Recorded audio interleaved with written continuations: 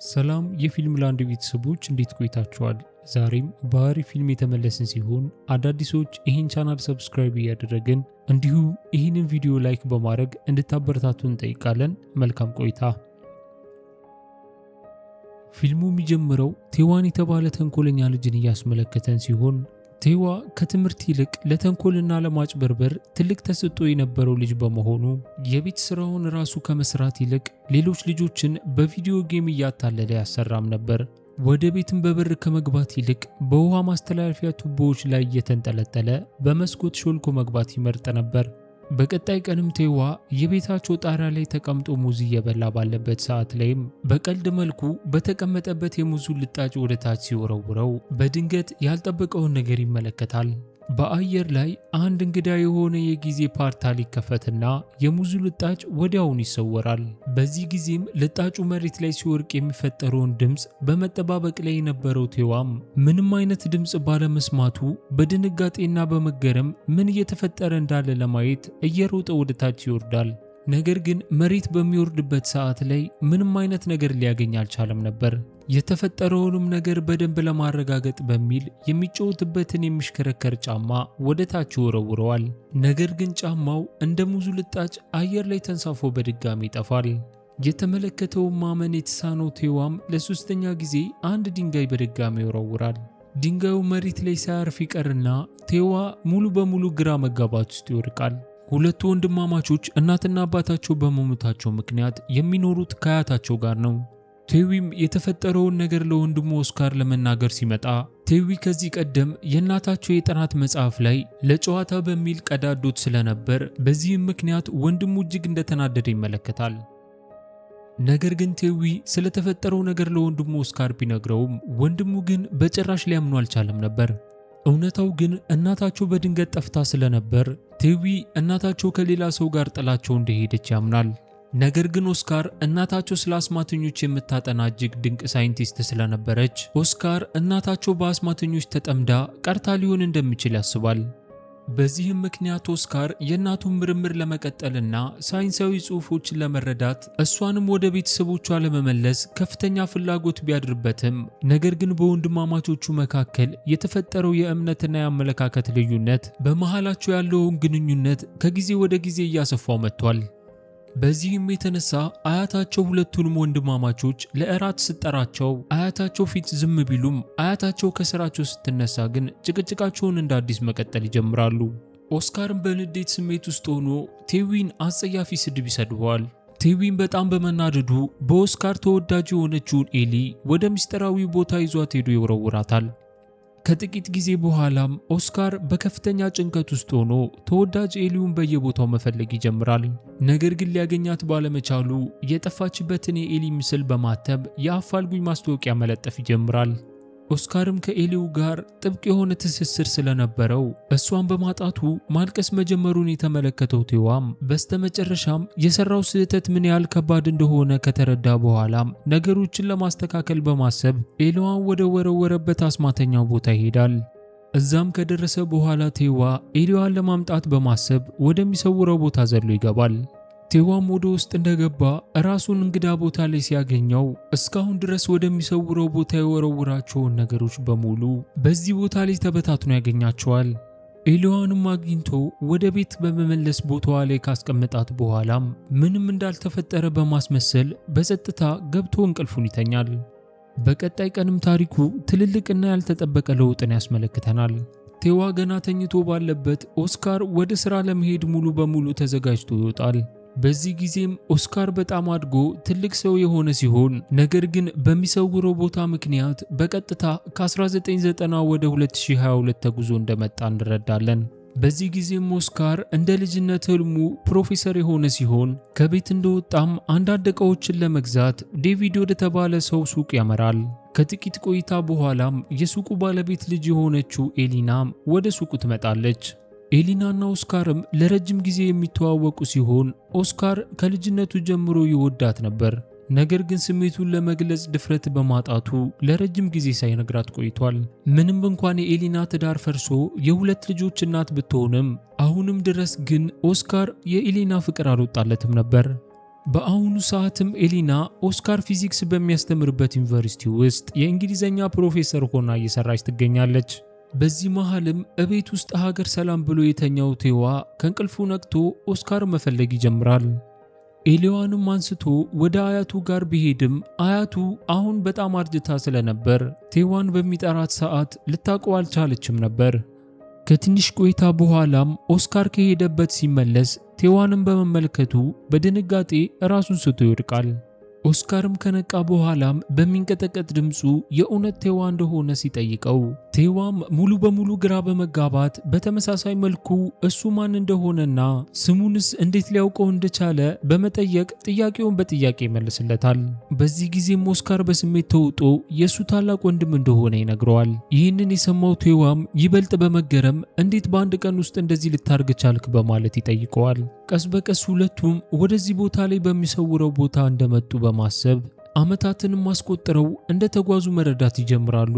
በንግግራቸው መሃል የእናታቸውን ማስታወሻ በመቅደዱ ኦስካር በቴዋ ላይ የተቆጣውን ጊዜ ሲያስታውሰው ቴዋም የተቆጣው ትናንት እንደሆነ በመናገር ከዛም በመቀጠል ቀይ ቀሚስ የለበሰችውን የእናታቸውን ፎቶ ለኦስካር ያሳየዋል። ኦስካርም ይህንን ሲመለከት ይበልጥ ስሜቱ ይረበሻል። ቴዋም በድንገት በመደናገጥ አያቱ በጣም እንደምትቆጣው በማሰብ ወዲያውኑ ወዳለፉት ዓመታቶች ለመመለስ ፈልጎ በድጋሜ ወደሚሰውረው ጣራ ላይ ይወጣል። ለማረጋገጥ በሚልም ድንጋይ ሲወረውር ምንም ነገር ሳይፈጠር ይቀራል። ቴዋም የሚሰውረው ቦታ እንዴት ሊጠፋ እንደቻለ በማሰብ በድንጋጤ መዋጥ ይጀምራል። በዚህ ጊዜም ኦስካር የጊዜ ጉዞ ቀላል እንዳልሆነ በመረዳት ወደዚህ ለመምጣት የተጓዘበትን መንገድ የግድ ወደ ኋላ ላይ መለስ እንደሚችል በማስረዳት ለዚህ ነገር መፍትሄ ሊያበጁለት እንደሚገባ ማሰብ ይጀምራሉ። ለዚህም ሐሳብ እንዲረዳቸው በማሰብ ኦስካር ቴዋንን ወደ በላዩ ፕሮፌሰር ቢወስደውም ፕሮፌሰሩ ግን እጅግ በጣም ያደገ ቢሆንም ስለዚህ ነገር ምንም አይነት ማስረጃ እንደሌለው ሲነግራቸው ወንድማማቾቹ በብስጭት ወደ ቤት ይመለሳሉ። በመንገድ ላይም ባሉበት ቴዋ በዚህ ዘመናዊ ዓለም እጅግ እየተገረመ የኦስካርን ስልክ አይቶ ምን እንደሆነ ይጠይቀዋል።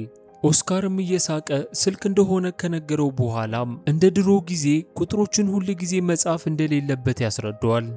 በመቀጠልም ኦስካር ቴዊ ወደ ድሮ መመለስ ስላለበት አሁን ላይ ትኩረት ማድረግ ያለባቸው የሚሰውረውን ቦታ ማግኘት እንደሆነ ያስረዳዋል። በድንገትም ቴዋ አንድ ነገር ያስታውሳል። ይህም ከእናታቸው አሮጌ ወረቀት ውስጥ በእጅ የተጻፈ ዝርዝር እንዳገኘና በአንድ መዝገብ ውስጥ ደብቆት እንደነበር ለኦስካር ይነግረዋል። ቴዋም ምናልባት የተገኘው ጽሑፍ ስለ ምስጢራዊ ቦታ ይጠቁማል ብሎ ስላሰበ ሁለቱም ወንድማማቾች አያታቸውን ስለ መዝገቡ መጠየቅ ይጀምራሉ። አያታቸውም መዝገቡን ለዴቪድ እንደሰጠችው ትነግራቸዋለች።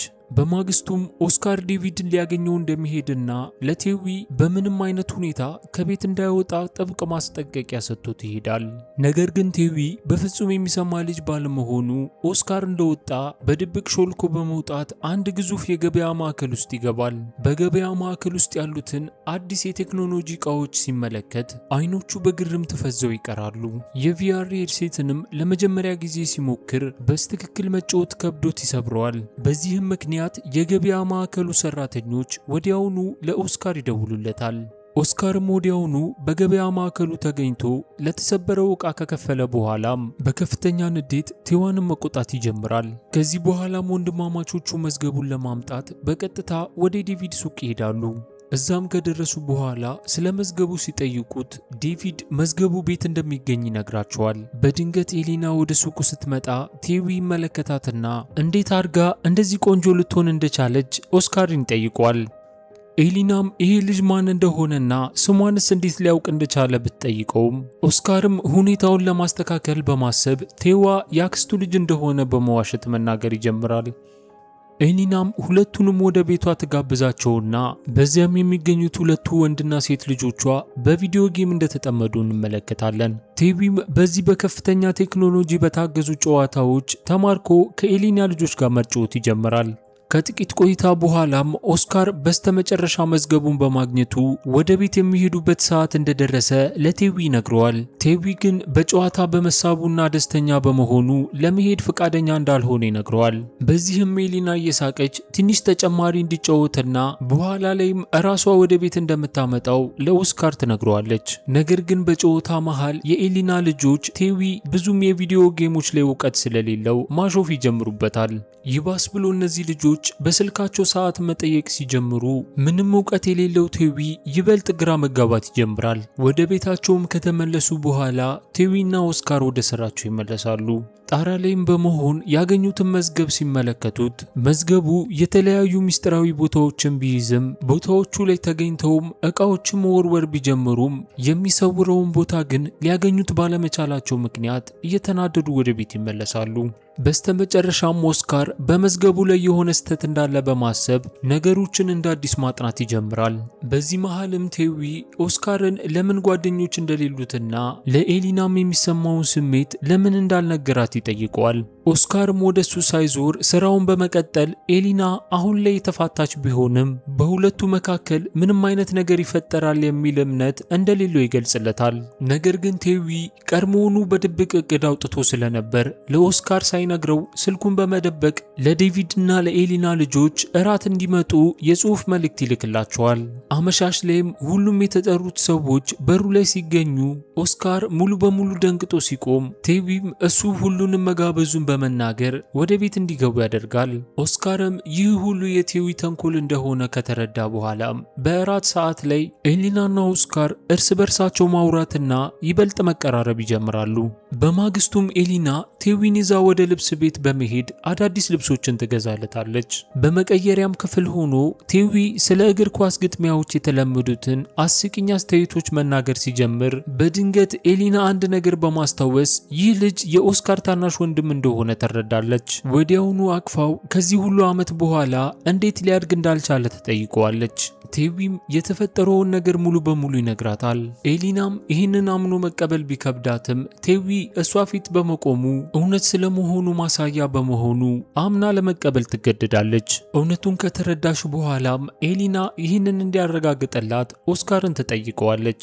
ኦስካርም ጣራ ላይ በመውጣት ድንጋይ መወርወር ይጀምራል። በዚህን ጊዜም ድንጋዩ ወደ ታች ከመውደቅ ይልቅ ወደሚሰውረው ቦታ ሰምጦ ይቀራል። ኦስካርም 3 አይነት ፖርታል እንዳለ ከነገራት በኋላም አሁን ላይ ያለው ትልቁ ፈተናም ቴዋን በሰላም ወደ መጣበት መመለስ እንደሆነ ለኤሊና ይገልጽላታል።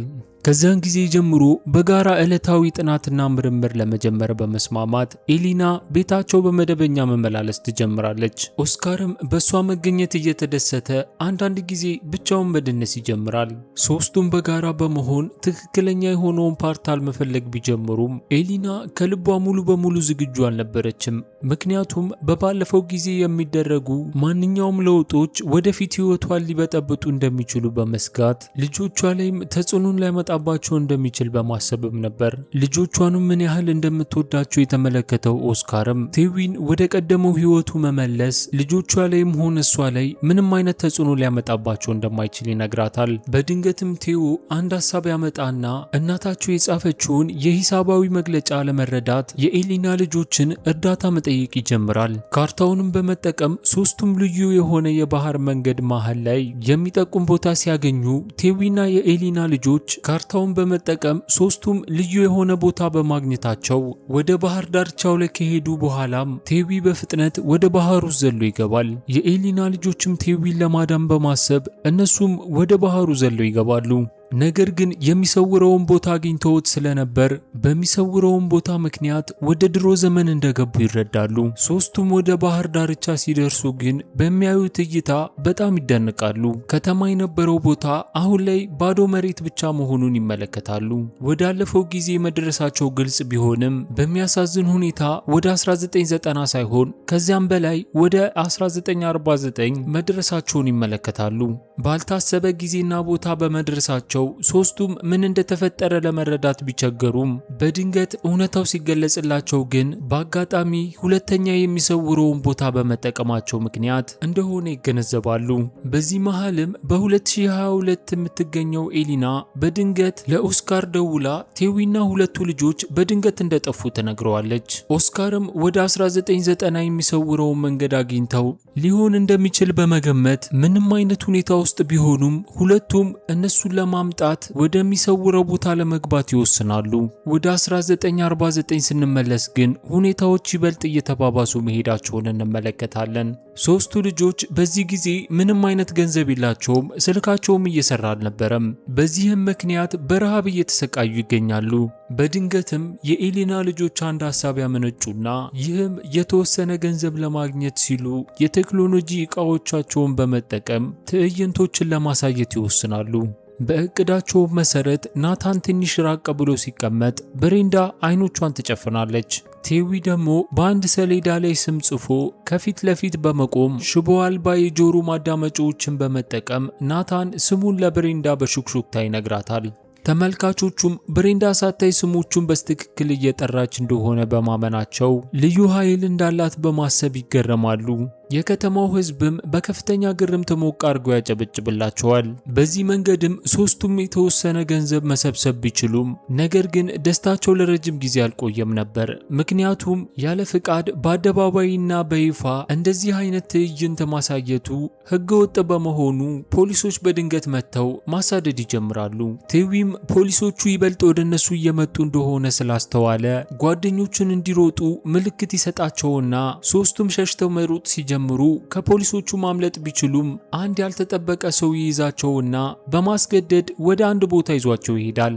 አሁን ላይም ይበልጥ አደገኛ የሆነ መጥቷል። ምክንያቱም የነዚህ የሶስት ልጆች ህይወት በትክክልም ከምንም ጊዜ በላይ አደጋ ላይ በመውደቁ የተነሳ ነው። በዚህ መሃልም ወደ 2022 ተመልሰን ኦስካርና ኤሊናም በስተመጨረሻ ወደ 1990 የሚወስደውን መግቢያ ያገኙታል። በዚህም ጊዜ ያለመመንታት ሁለቱም እጅ ለእጅ ተያይዘው ወደ ውስጥ ይዘላሉ።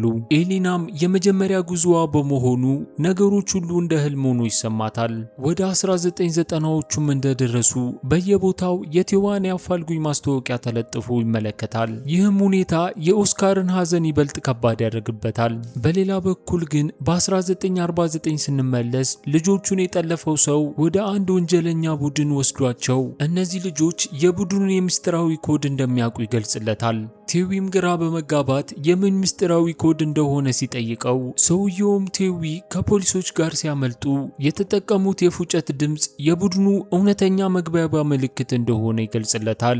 ቴዊም ይህንን የፉጨት ድምፅ የተማረው ከእህቱ እንደሆነ እያሰበ ባለበት ሰዓት ላይም ከቡድኑ ውስጥ አንዲት ወጣት ሴት ይመለከታል። ቴዊም እሷን ሲያይ ይደነቃል። ምክንያቱም እሷ ሌላ ማንም ሳትሆን በወጣትነት ጊዜዋ ላይ የነበረችው አያቱ እንደሆነች በማወቁ ነበር።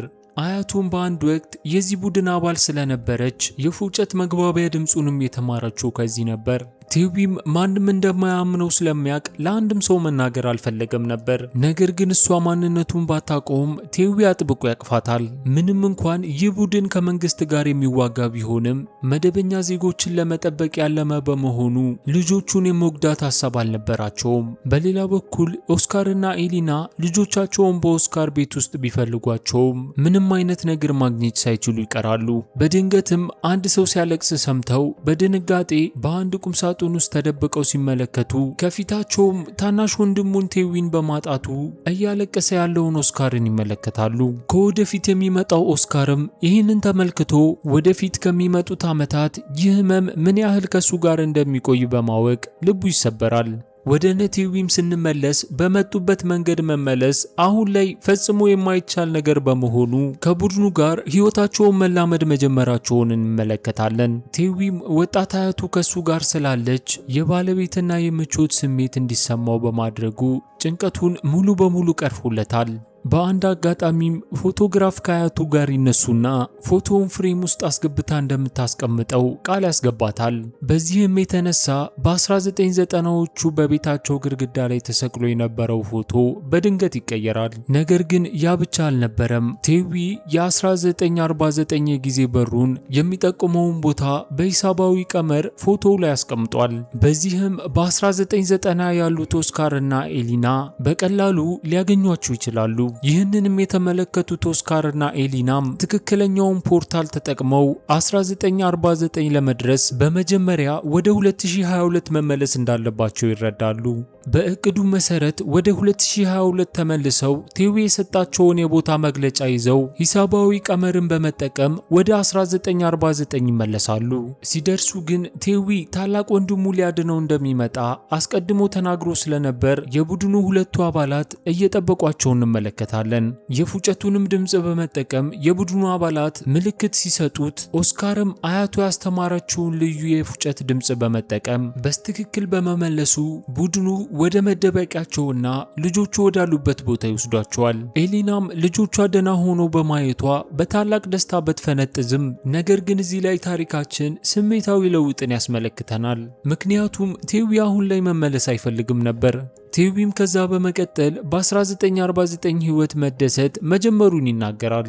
ይህንንም የሰማው ኦስካር በሐዘን ልቡ ተሰብሮ ለቴዊ ምንም እንኳን ሁል ጊዜ ብንጣላ አንተ ስትጠፋ ምን ያህል እንደተሰቃዩ አታውቅም በማለት ያለፈበትን ህመሙን ለማስረዳት ሲሞክር ወጣት አያታቸው በድንገት ትመጣለች። ኦስካርም ወጣት አያቱን ሲመለከታት የሚናገረው ነገር ይጠፋዋል። አሁን ላይም ውሳኔያቸው ከመቼውም ጊዜ በላይ ከባድ በመሆኑ በማንኛውም ሁኔታ ወደ 2022 ለመመለስ የጊዜ በሩን መፈለግ የነበረባቸው በመሆኑ ከቡድን ውስጥ አንድ ሰው በመኪና ሊያደርሳቸው አብሯቸው ይመጣል። ነገር ግን እዚህ ጋር ትልቅ ሚስጥር መጋለጥ ይጀምራል። ይህ ሰው ሌላ ማንም ሳይሆን የኦስካርና የቴዊ አያት ነበር። ይህንንም ነገር ሲመለከቱ ሁለቱ ወንድማማቾች ቤተሰቡ ከጊዜ ጉዞ ጋር ያለው ቁርኝነት ከጥንት ጀምሮ የመጣ እንደሆነ ይረዳሉ። ብዙም ሳይቆይ ወደ 2022 የሚወስደውን መንገድ ያገኙና ሁሉም ሰዎች ሙሉ በሙሉ ይመለሳሉ። ኦስካርም ቴዊን ወደ ትክክለኛው ቦታው ለመመለስ ማዘጋጀት ይጀምራል። ቴዊም አሁን ላይ መመለስ እንደማይፈልግ ይናገርና ከሱ ጋር መቆየት እንደሚፈልግ ይገልጽለታል። ኦስካርም በታላቅ ፍቅር ቴዊን አቅፎ የ1990ው ትንሹ ኦስካር አሁንም ድረስ ልክ እንደሱ ብቸኛ እንደሆነና ታናሽ ወንድምም እንደሚያስፈልገው በማስረዳት እንዲመለስ ያሳምነዋል። ቴዊም መለያየቱ ቢከብደውም ግዴታ መሆኑን በመቀበል ወደ 1990 ይመለሳል። ሲመለስም ቴዊ በመገኘቱ ኦስካር በደስታ መፈንጠዝ ይጀምራል። አያቱም በደስታና በፍቅር ትቀበለዋለች። ነገር ግን የት ሄዶ እንደነበር ሲጠይቁት ቴዊ በጋንግስተሮች ታግቶ እንደነበር በመዋሸት ይናገራል። ልቡ የተሰበረውና የተናደደው ኦስካርም እናታቸው በእርግጥም ጥላቸው እንደሄደች ሊያምን እንደሚገባም ለማመን ሲያስብ የእናታቸውንም መጽሐፍ በንዴት መወርወር ሲጀምር በዚህን ጊዜም ቴዊ ያስቆመውና የጊዜ ጉዞውን ጀብዱን ሙሉ በሙሉ ታሪኩን ይነግረዋል። የ2022 ስልኩን ጭምር ያሳየዋል። በመጀመሪያም ኦስካር ሙሉ በሙሉ ሊያምኖ ባለመቻሉ ስልኩን በሚያየው ሰዓት ግን ሊያምኖ ችሏል። በስተመጨረሻም ወንድማማቾቹ ተቃቅፈው ዳግመኛ የጊዜ በሩን እንደማይጠቀሙ ቃል ይገባባሉ። ታሪካችንም አሁን ወንድማማቾቹ አንድ ላይ ሆነው በ2022 ይመልሰናል። በድንገትም የበር መጥሪያ ደውሉ ይደወላል። ቴዊም እየሳቀ ኦስካር ላይ በማሾፍ ኤሊና የመጣች ትመስላለች ይለዋል። ከዚያም የበለጠ አሁን ላይ ስሜቱን መግለጽ እንዳለበት ይነግረዋል። ኦስካርም በሩን ሲከፍተው ኤሊና ውጪ እንደቆመች ይመለከታል። የመጨረሻው ትዕይንታችንም እጅግ ጥንታዊ ወደ ሆነ ቦታ ወስዶን ሰዎችን የሚሰውረው በር ተከፍቶ አንዲት ሴት ስትወጣ እንመለከታለን። ይህችም ሴት የቴዊ እናት ነበረች። እሷም ሳይንቲስት በመሆኗ በመጀመሪያ ጊዜ የሚገኙ ሰዎችን ስለሚሰውረው ቦታ እያስተማረች እያሳየን ፊልማችን እዚህ ጋር ይጠናቀቃል። ፊልሙን እንደወደዳችሁት አልጠራጠርም። ታዲያ ስለዚህ ፊልም ምን ታስባላችሁ? ሐሳባችሁን ከታች ባለው ኮሜንት ላይ አጋሩኝ። በሌላ ፊልም እስከምንገናኝ ሰላም ቆዩልኝ።